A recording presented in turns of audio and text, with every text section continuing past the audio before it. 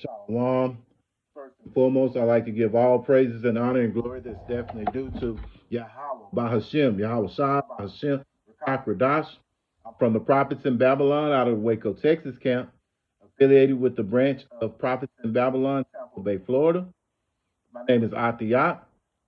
I'd like to give a special double honors to the elders and apostles on down at Great Millstone, those fine, sincere brothers who teach well and who rule well, and are great examples to us brothers out here. And peace and salutations to the elect of the nation of Israel. Lesson for today: Eve's wickedness, prideful, proud spirit are part of the curses. And Lord willing, I hope and pray that this will be an edifying lesson. And so I was inspired to do this video because I was looking at something on YouTube by this guy named Shula King, and he was showing this woman, this man and this woman. They were, I guess, they had just come from just participated in the wedding ceremony. This is what Jake does. He falls in line with Esau telling you that you can go, that you should go and go to the courthouse and get this uh, marriage and all that, which at the end of the day, it's nothing but a scam because a lot of times these women are the first to file divorce, and then it takes Jake's half of Jake's money, you know. So this is the world that we live in. Um, Also, when you think about it, as I was looking at the video, I noticed that the husband was trying to reach in to kiss his wife, and she resisted him, and just looked at him like, "Why are you trying to kiss me?" And it's that kind of spirit that shows you that we're under the curses. So to prove that, let's go into the scriptures.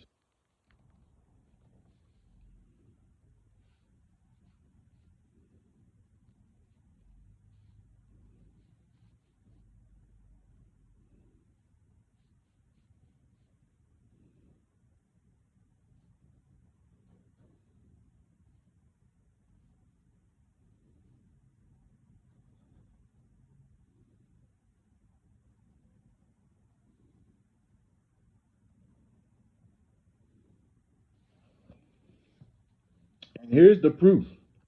Deuteronomy chapter 28 and verse 56. The tender and delicate woman among you, which will not adventure to set the sole of her foot upon the ground for delicateness and tenderness, her eyes shall be evil toward the husband of her bosom, and toward her son and toward her daughter.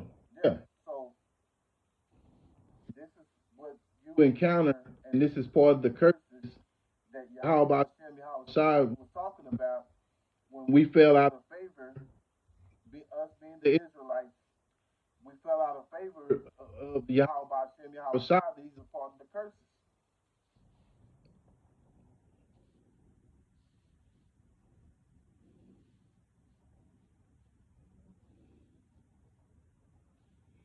And she looked at him with an evil eye. She wasn't happy, she wasn't smiling, nothing. And they just got married. You would think here it is, this marriage, they portray it like it's supposed to be the happiest day of your life, and she's sitting there and she's, you know, like she didn't want to be there or much less be with him.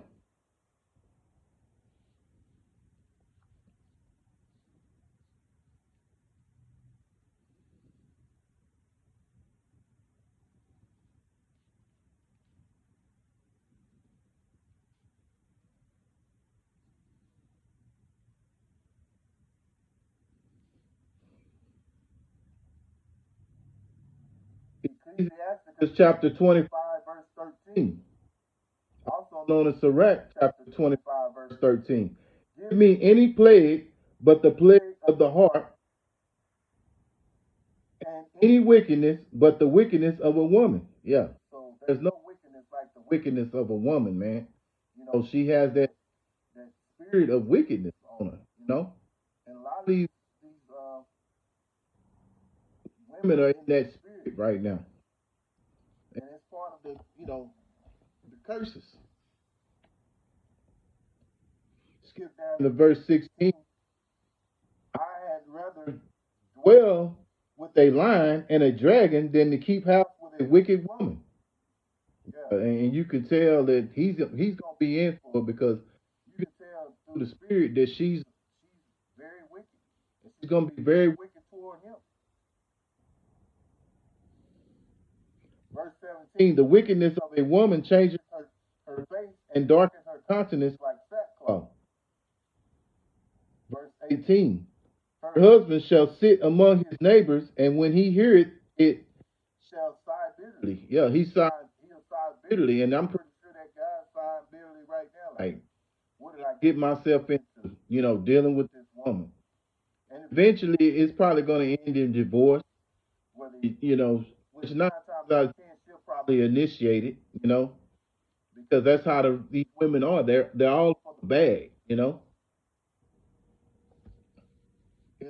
not saying all women are like that, but the majority of, especially of Israel, because those ones we're talking about, the Israelite woman, they're under that spirit right now.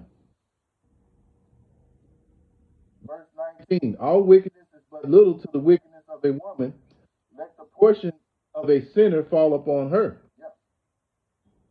Yeah, so no wickedness like the wickedness of a woman,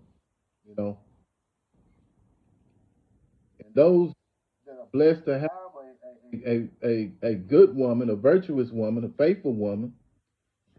We look here in Sirach chapter 26 and verse 1, also known as Ecclesiasticus chapter 26 verse 1. Blessed is the man that hath a virtuous wife, for the number of his days shall be doubled. Yeah. Verse 2. A virtuous woman rejoices her husband, and he shall fulfill the years of his life in peace. Yeah, see, when you have a virtuous woman, that makes the man happy. And even in the sex life, you have a woman that's willing to be obedient to her husband. That's a blessing, and it, also, being submissive, that makes a man's sex drive increase. It improves it. A lot of times, the reason why the man's sex drive is not right is because he's not dealing with a submissive woman.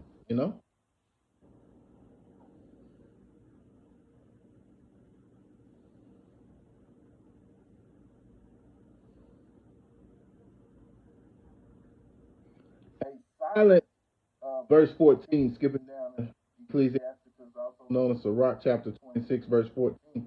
A silent and loving woman is a gift from the Lord, Yahweh Shem Yahweh Shai. And there is nothing so much worth as a mind well instructed.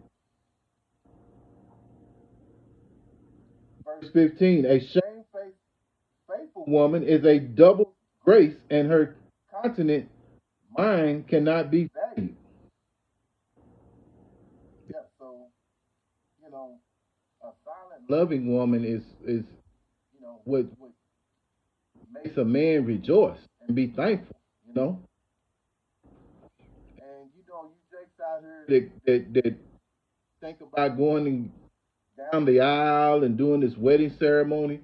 Get out of that mindset, man, because these women they'll bleed you dry financially, man.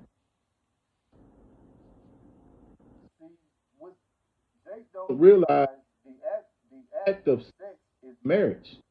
Here's the proof. Going to Genesis.